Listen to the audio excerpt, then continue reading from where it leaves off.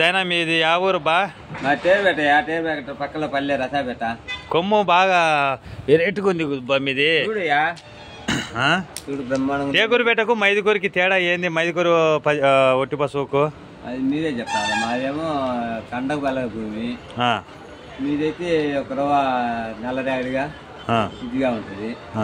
మాదైతే అవుట్ని వస్తుంది, మీది అవుట్ని వస్తుందా నాకైతే తెలియదు. మీది ఎన్ని క్వింటాలు అవుతుంది ఎకరాకు మీ టేకూరుపేటలో? ఎకరాకు పడితే 45-50 45-50 క్వింటాల్. రైతులు దండగ మంది ఉండారు మీ ఏరియాలో? తగ్గిపోయింది చాలా. పశువు గిట్టుకుంటుందియా? అవునా? ఈ రోజు ఏం రేటు పోతుంది? ఊళ్ళకు అదనం అయిపోయినాయి. ఇవ్వాలంటే 500, మగ మంచి పశువు తవ్వాలంటే 800, 200 మందు, 1000 రూపాయలు మగవానికి, 500 ఆడ మనిషికి. ఏం చేయాలి? ఎకరాకి ఎంత అవుతుంది పెట్టుబడి? ఎకరాకు పెట్టుబడి ఎంత అవుతుంది? ఎకరా పెట్టుబడి కనీసం 1.25, 2 లక్షలు. 2 లక్షలు దారుణంగా అవుతున్నా. 2 లక్షలు అయితే ఈ రేటుకు అది గిట్టుకుంటుందా? అందుకే ఇంతప్పుడు బాటలు తెచ్చుకోవాలండి. అంతేంటవా? అదే ఎంట్రీ బాటలు. ఏమన్నా దీనికి సబ్సిడీ అందుకు ఏమన్నా గవర్నమెంట్ ఇచ్చిందా? ఏం లేదు సార్, సబ్సిడీ ఇచ్చేది ఏం లేదు. ఏదైనా మొక్క సద్దకో వరికో ఇట్టకి ఏమైనా సబ్సిడీ ఇవ్వాల్సింది, కానీ పశువు దాటికైతే వరికి ఏం లేదు. మీరు రైతు సంఘం అని రైతులందరూ కలిసి ఒక ఏదన్నా ఒక ఇదిగా చేసుకొని గవర్నమెంట్ యూనియన్ చేసుకొని, రైతు కష్టం చేసేవాడు యూనియన్గా ఎవడు ఒకడు వచ్చేటట్టు నా ఇంత గుడికి వచ్చిందని చెప్తున్నాడు. ఏంది ఉద్యోగస్తులు అందరూ ఒక యూనియన్ పెట్టుకున్నప్పుడు ఒక రైతులు ఎందుకు పెట్టుకోలేకపోతున్నారు మీరు అందరు కలిసి? రైతుకు అనేది కూలి అనగానే ఈనమైపోయింది. అంతే అంటవా? రైతు అనేది కూలి అనగానే ఈనమైపోయింది మనకు. అయ్యా పశువు 10 ఏళ్ళ కిందట 16,000 18,000 పోయిందంట. ఈ రోజు ఏం రేటు పలుకుతుంది ఈ నమన్నా? ఒక వారం కిందట నుంచి 10,000 నుంచి 12.5 ఇవ్వాలి, 11 అంటున్నారు. అవునా? ఏం లేదు, ఇట్టయితే ఏం లేదు. గొడుగుదే బాటలు ఒకటి, అది ఒకటి ఖాయం. అంటే ఖర్చులు అప్పుడు ఎకరాకు 60,000 ఖర్చు అవుతుంది అంటున్నారు. ఎకరాకు 200, 150 ఇస్తున్నాము.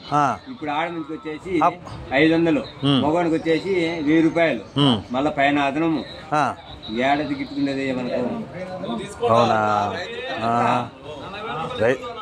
రైతుకి ఏమో అప్పటికి ఇప్పటికి ఏం ఆదాయం లేదు. అయితే మందులు ఎన్ని పెంచినారు కొద్దిగా? అప్పుడు 350 రూపాయలు ఉండేదంట బస్తా వచ్చేసి. 1750 అంట. ఏమి అప్పుడు 1100 ఇస్తున్నారు. ఇప్పుడు ఏంది 1700, 1750 లెక్క వేసుకో. రైతు కష్టం. అవునా? రైతు బాగుపడేదన్నా లెక్క వేసుకోయా. ఏం మేలు లేదంటావు? అంటే పశువు ఒక్కటేనా మీ ఏరియాలో వేసేది? ఇంకా ఏమన్నా పైరు అంటే దాంట్లోకి ఏమన్నా మందుల రేట్లు అందుకు తక్కువ ఉంటాయా? వాడు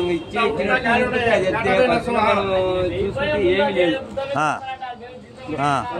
వ్యవహారం చేస్తుంటే ఏమి లేదు. తక్కువే తప్ప ఇంత గురించి పాటలు తప్ప మీకు ఉండదు ఏం లేదు.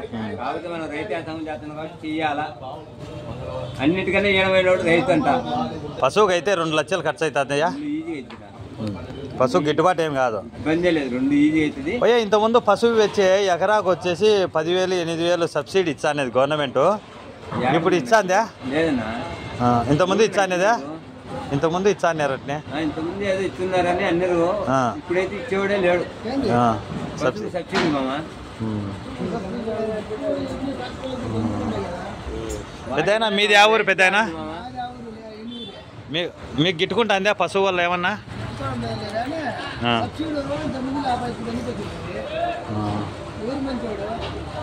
ఎవరు మంచోళ్ళు ఏం కాదు.